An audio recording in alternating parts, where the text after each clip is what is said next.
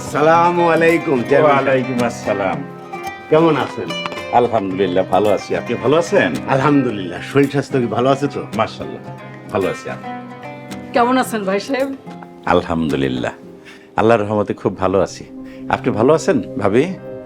খুবই ভালো আছি। আজ আসছি আপনার মেয়েকে কিন্তু নিয়েই যাব। এক চেয়ারম্যান আরেক চেয়ারম্যানের বাড়িতে আসছে সম্বন্ধ নিয়ে, না দিয়ে কি উপায় আছে? আমি আলম চেয়ারম্যান, কাউকে কথা দিলে নিরাশ করি না।